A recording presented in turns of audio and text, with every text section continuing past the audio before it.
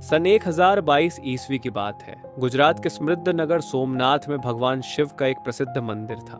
सोमनाथ मंदिर न केवल एक धार्मिक केंद्र था, बल्कि भारत की समृद्धि और सांस्कृतिक वैभव का प्रतीक भी था।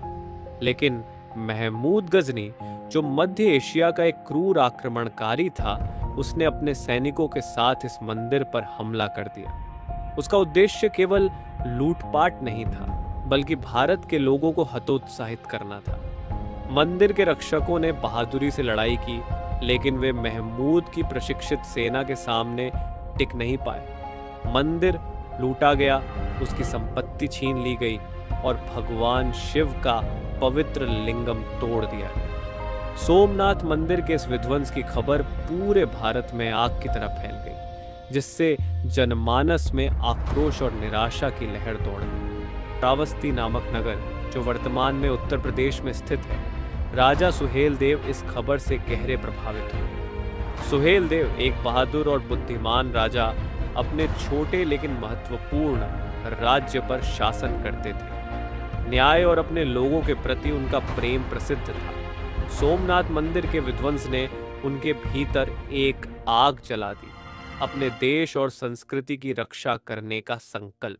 सुहेल देव को समझ आ गया था कि महमूद गजनी से आने वाला खतरा केवल एक क्षेत्रीय समस्या नहीं है, बल्कि पूरे उपमहाद्वीप के लिए चुनौती है। उन्होंने महसूस किया कि इतने ताकतवर दुश्मन को हराने के लिए भारतीय राजाओं और योद्धाओं का एकजुट होना आवश्यक है। ऐतिहासिक दुश्मनी और धार्मिक मतभेदों के बावजूद सुहेल देव ने उन्हें एकजुट करने के लिए एक मिशन शुरू किया। सुहेल देव ने भारत के उत्तर में कई स्थानों का दौरा किया, जहां उन्होंने राजाओं, सरदारों और विभिन्न समुदायों के नेताओं से मुलाकात की। उन्होंने पूरे जोश और जुनून के साथ अपने देश, अपनी संस्कृति और अपनी जीवन शैली की रक्षा की आवश्यकता पर बात की। सुहेल देव की करिश्माई और दूरदर्शी सोच ने उन्हें कई सहयोगी दिलाए, जिनमें हिंदू और मुस्लिम शासक भी शामिल थे, जो महमूद के कृत्यों से समान रूप से क्रोधित थे। उनके सबसे महत्वपूर्ण सहयोगियों में मालवा के राजा भोज थे, जो एक शक्तिशाली और सम्मानित शासक थे, और बुंदेलखंड के जंगलों से आने वाले बहादुर आदिवासी योद्धा। सुहेल देव ने राजपूतों, जो अपनी वीरता के लिए प्रसिद्ध थे, और पठानों, जो उग्र योद्धा थे, के साथ भी गठबंधन किया। इन विभिन्न समूहों के बीच के मतभेदों के बावजूद वे एक आम उद्देश्य, मातृभूमि की रक्षा के लिए एकजुट हो गए। जैसे जैसे गठबंधन मजबूत होता गया, सुहेल देव ने अपनी सेनाओं को आगामी युद्ध के लिए तैयार करना शुरू किया। उन्होंने प्रशिक्षण शिविर स्थापित किए, जहां विभिन्न क्षेत्रों और पृष्ठभूमियों से आए योद्धाओं ने एकजुट होकर लड़ने का प्रशिक्षण लिया। सुहेल देव खुद भी अपने सैनिकों के साथ प्रशिक्षण लेते थे, जिससे उन्हें अपने सैनिकों का आदर और समर्थन मिला। सुहेल देव की सैन्य रणनीति उनके इलाके की गहरी समझ और गुरिल्ला युद्ध के तरीकों पर आधारित थी। उन्हें पता था कि महमूद की बड़ी और अच्छी तरह से सुसज्जित सेना के साथ सीधा मुकाबला आत्मघाती होगा। इसके बजाय उन्होंने दुश्मन को कमजोर करने के लिए छोटी छोटी लक्षित हमलों की योजना बनाई, जिससे उनकी आपूर्ति श्रृंखलाओं और मनोबल को नुकसान पहुंचा। 1034 ईस्वी तक निर्णायक युद्ध का समय आ चुका था। महमूद गजनी, जो अपनी कई जीतों के बाद आत्मविश्वास से भरा हुआ था, उसने अपने भरोसेमंद सेनापति सालार मसूद के नेतृत्व में एक विशाल सेना को भारत के उत्तरी क्षेत्र पर विजय प्राप्त करने के लिए भेजा। गजनवी सेना बहराइच की ओर बढ़ी, जो वर्तमान में उत्तर प्रदेश में स्थित है, इस बात से अनजान कि सुहेल देव और उनके सहयोगी उनका सामना करने के लिए तैयार थे।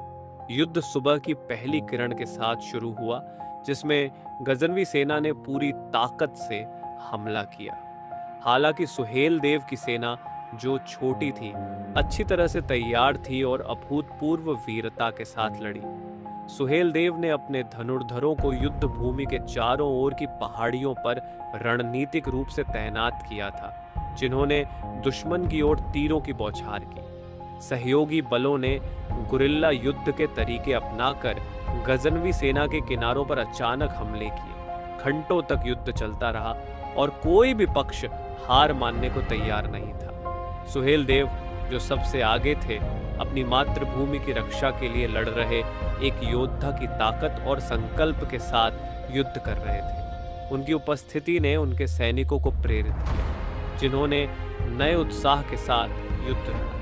युद्ध का निर्णायक क्षण तब आया जब सुहेल देव ने स्वयं सालार मसूद के शिविर पर हमला किया और एक भयंकर द्वंद्व में सेनापति को मार डाला। अपने नेता की मृत्यु और टूटे हुए मनोबल के साथ गजनवी सेना बिखरने लगी। सुहेल देव की सेना ने अपने लाभ का पूरा फायदा उठाते हुए दुश्मनों को पीछे धकेल दिया। दिन के अंत तक बहराइच का युद्ध क्षेत्र दुश्मनों की लाशों से पटा पड़ा था और गजनवी खतरा हमेशा के लिए समाप्त हो गया। बहराइच की विजय केवल एक सैन्य जीत नहीं थी, ये भारतीय इतिहास का एक महत्वपूर्ण मोड़ था। सुहेल देव ने न केवल अपने राज्य की रक्षा की थी, बल्कि पूरे उपमहाद्वीप को आक्रमणकारियों से बचाया था। उनकी विजय ने अन्य संभावित आक्रमणकारियों को एक मजबूत संदेश भेजा कि भारत को आसानी से जीतना संभव नहीं है। सुहेल देव का नाम एक महानायक के रूप में प्रसिद्ध हो गया और उन्हें भारतीय सभ्यता के रक्षक के रूप में सम्मानित किया गया। उनके द्वारा बनाए गए विभिन्न समुदायों और राज्यों के बीच के गठबंधन ने एक ऐसी एकता पैदा की जो क्षेत्रीय और धार्मिक मतभेदों से ऊपर थी। हालांकि सुहेल देव ने शक्ति या महिमा की तलाश नहीं की। युद्ध के बाद वे श्रावस्ती लौट आए, जहां उन्होंने न्याय और बुद्धिमत्ता के साथ शासन करना जारी रखा। उन्होंने अपने शेष जीवन को अपने लोगों की सेवा में बिताया, ये सुनिश्चित करते हुए कि उनका राज्य शांति में फले फूले। उपसंहार: एक भूला हुआ नायक समय के साथ सुहेल देव की कहानी इतिहास के पन्नों में खो गई, अन्य घटनाओं और शासकों के कारण ओझल हो गई, लेकिन उनकी विरासत उन लोगों के दिलों में जीवित रही जिन्हें उन्होंने बचाया था।